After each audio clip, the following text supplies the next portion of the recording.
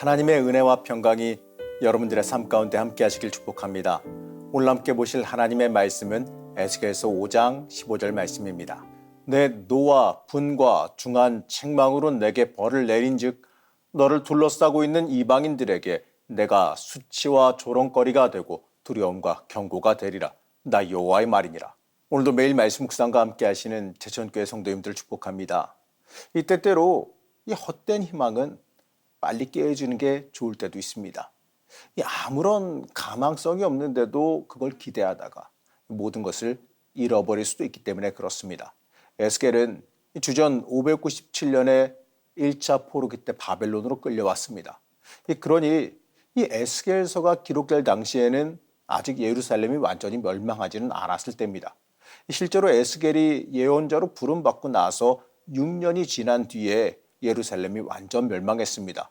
그러니까 그때 당시 바벨론에 끌려온 이스라엘 사람들은 하나님께서 예루살렘을 적들에게 그냥 내어줄 리 없다라는 생각을 가지고 있었습니다. 어쩌면 자신들이 포로에서 다시 돌아갈 수 있는 소망을 품고 있었을지도 모르겠습니다. 이스라엘이 기적적으로 바벨론과 싸워 이길지도 모른다는 생각을 했을지도 모르겠습니다. 이러한 이 소망을 품고 있는 이스라엘 백성들에게 에스겔은 아니다. 완전한 멸망이 다가올 것이다. 이렇게 선포합니다. 헛된 소망을 버리고 하나님 앞으로 다시 돌아와 엎드려야지만 살 수 있기 때문에 그렇습니다. 오늘 말씀에서 하나님은 이 에스겔에게 이해하기 힘든 상징 행위를 시킵니다. 먼저 등장하는 장면은요. 예루살렘이 포위될 것이고 그 포위를 깨지 못한다라는 상징입니다. 4장 1절 말씀입니다. 너 사람아, 너는 이제 흑벽돌을 한 장 가져다가 내 앞에 놓고 한 성읍 곧 예루살렘을 그 위에 새겨라. 이 말씀은 세번역으로 보는 게 이해하기가 좀 더 쉽습니다. 한마디로 이 사람들 앞에서 흑벽돌 하나 가져다 놓고 그 벽돌에 예루살렘이라고 이름을 쓰고 이 포위되어 공격당하는 장면을 묘사하라라고 하는 말씀입니다. 어찌 보면 말이죠. 이 아이들이 행하는 흑장난 같아 보이긴 하지만 에스겔은 이 모의 전쟁 놀이를 통해서 예루살렘이 포위당해서 결국엔 멸망당할 것을 예언하는 겁니다. 바로 당시에 이 포로로 끌려온 이스라엘 사람들에게 헛된 꿈을 꾸지 말라라고 하는 의미입니다. 바벨론에 끌려와서도 아무런 적응도 하지 않고 곧 다시 예루살렘으로 돌아갈 것이다라는 헛된 생각을 버려야 된다라는 예언입니다. 이스라엘 사람들은 바벨론에 포로 끌려온 곳에서 적응해야지만 했습니다. 그리고 그 가운데 다시 하나님 앞으로 돌이켜야 되고 자신들의 신앙을 다시 세우고 지켜나가야지만 했습니다. 그것이 지금 이스라엘에게는 살 길이기 때문에 그렇습니다. 이 모습을 보면서 우리도 그러고 있지는 않은지 한번 생각해 봐야 됩니다. 내가 헛된 소망에 빠져서 주어진 상황에서 하나님을 더 붙잡고 매달리지 못하는 것은 아니었는지 한번 돌이켜보고 회개할 수 있어야 됩니다. 이제 하나님은 에스겔에게 또 다른 상징 행위를 주문하십니다. 예언자 에스겔 자신이 이 좌편과 우편으로 누워있는 일입니다. 이 상징은요, 남유다와 북이스라엘을 의미합니다. 무려 390일 동안, 이 390일 동안 누워있게 하셨는데 그 상징 의미는 솔로몬 이후 지금까지 계속되는 이스라엘의 죄악의 연수를 상징하는 숫자입니다.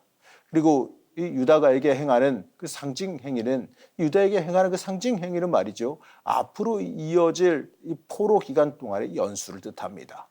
한마디로 이스라엘의 죄악이 끝까지 목에 차올랐다는 의미입니다.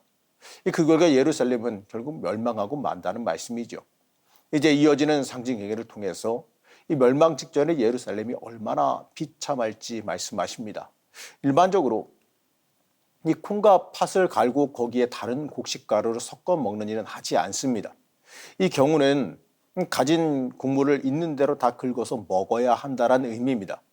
그런데 이러한 식량마저도 절대적으로 부족해서 아주 조금씩만 주어진다라고 말씀합니다. 4장 10절에서 11절 말씀입니다. 너는 음식물을 달아서 하루 23개씩 때를 따라 먹고 물도 6분의 1흰씩 되어서 때를 따라 마시라. 예루살렘에 식량이 모자라 하루에 주어지는 음식이 빵 250g과 물 500ml에 불과하다고 말해요. 이제 이 5장에 이어서 이 머리털과 수염을 깎는 상징을 계속해서 이어지게 하십니다. 하나님께서 왜 이렇게 아직은 완전히 멸망하지 않은 그 이스라엘을 완벽히 멸망당할 것이라 말씀하실까요? 그만큼 이스라엘이 하나님 앞에서 죄악을 행했기 때문입니다. 5장 6절 말씀입니다. 그가 내 규례를 거슬러서 이방인보다 악을 더 행하며 내 율례도 그리함이 그를 둘러있는 나라들보다 더하니 이는 그들이 내 규례를 버리고 내 율례를 행하지 아니하였음이니라. 하나님의 백성들이 하나님의 법을 지키지 않고 살아갔습니다.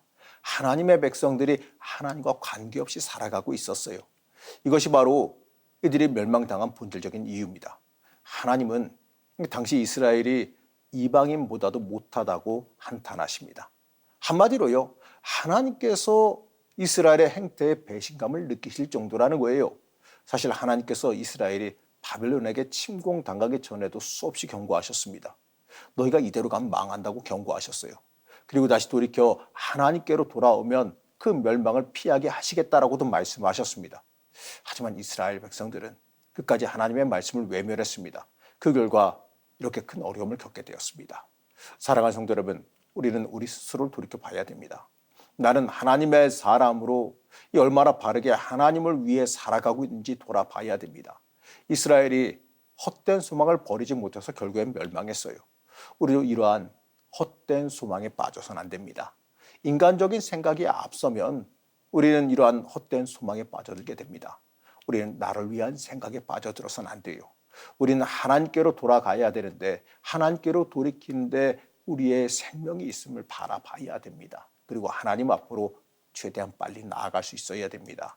사랑하는 성도 여러분, 우리는 하나님의 근심거리가 아니라 하나님의 든든한 일꾼이 되어야지만 합니다. 근심거리가 아니라 하나님의 기쁨이 되어야 됩니다.